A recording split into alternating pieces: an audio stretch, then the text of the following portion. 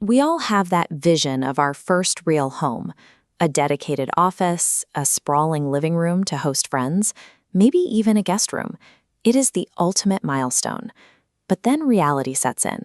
We also want a seamless 15-minute commute. We want to walk downstairs and immediately grab a coffee, or hop on the train without a second thought. Here is the friction point for almost every first-time buyer on a fixed budget. The market forces your hand. You cannot have both sweeping square footage and a prime central location. This is the urban ultimatum. It is a permanent trade-off. Do you prioritize the immediate daily comfort inside your walls, or the long-term geographic advantage of where those walls are built? Most buyers struggle because they make the largest financial decision of their lives based on an emotional desire for a spare bedroom, overlooking the macro demographics and capital gain potential that actually build wealth. Building wealth as a first-time buyer requires adopting an investor's perspective on the property market. This chart shows how the property market restricts your options. We are looking at the price per square foot on the vertical axis and the distance from the city center on the horizontal axis. That top right corner, the large home right in the middle of the city, is generally financially inaccessible for a first-time buyer. That leaves you looking at the extremes. Down in the bottom right, you have the spacious and affordable option. You get the square footage, but you are miles away from the urban core. Up in the top left is the small and practical option. It's a central location, but you are paying a premium per square foot, which means less actual living space. A fixed budget creates a binary reality. You have to pick a corner. The appeal of the spacious, affordable path is clear.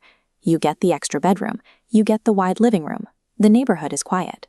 However, the cost of that quiet neighborhood is the daily sacrifice of your time to urban sprawl. An extra bedroom loses its utility when you spend 10 hours a week sitting in traffic just to reach your office. These suburban fringes are built on organic populations. In an organic population, people stay in the same location for decades. They buy a family home, raise their kids, and age in place. While stability is positive for a community, it can be a drag for an investor. Highly stable neighborhoods often have lower rental demand because new people aren't constantly moving in. Lower rental demand typically translates to less investor interest. When you eventually want to sell this house to upgrade, you may find a smaller pool of buyers, which limits your liquidity. Choosing the spacious path provides physical comfort today, but it extracts a toll in commute hours and can slow your property's potential for appreciation. Now consider the alternative. You sacrifice the square footage to afford a high price per square foot unit right in the center of the city. These premium locations maintain value because they are supported by the Pentagon of good location.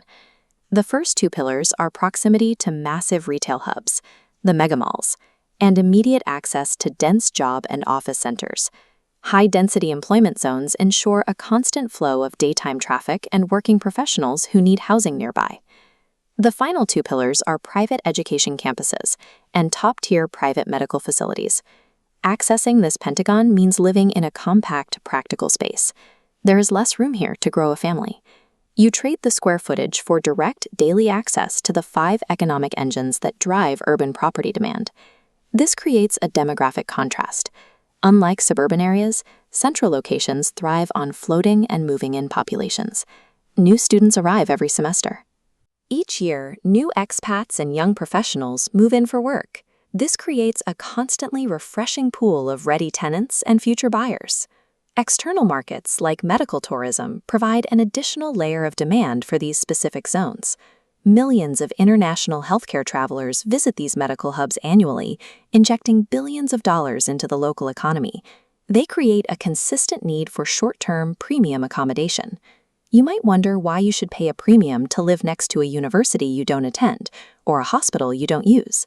The value of the unit is derived from its proximity to these amenities, which maintains consistent upward pressure on prices. A compact central unit functions as an asset, supported by constant population turnover and external industry spending. This chart maps your personal requirements against these two property types using the first-time buyer matrix. If your priority is immediate family expansion, you have children right now, you likely require the spacious and remote option. It is a difficult trade-off. While necessary for a growing family, This choice can isolate you from job hubs and may slow the financial growth of your first asset. If you are a professional prioritizing a 5-year capital gain, your path points to the small and central option. You must embrace minimalism in your living space, but you acquire an asset anchored by the Pentagon of good location. Your current life stage dictates your immediate needs. However, prioritizing extra space before you truly require it can impact your future purchasing power. For a first-time buyer without immediate family needs, the financial data points toward the small central unit as the stronger long-term play.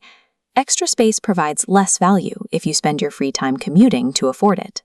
A location supported by job centers, floating populations, and medical tourism provides the demographic pressure necessary to build your equity. Your very first property should be viewed as a financial utility, a solid stepping stone that you can confidently leverage for the future. Sacrificing size today for a strategic location builds the wealth and equity required to actually afford your ideal home tomorrow.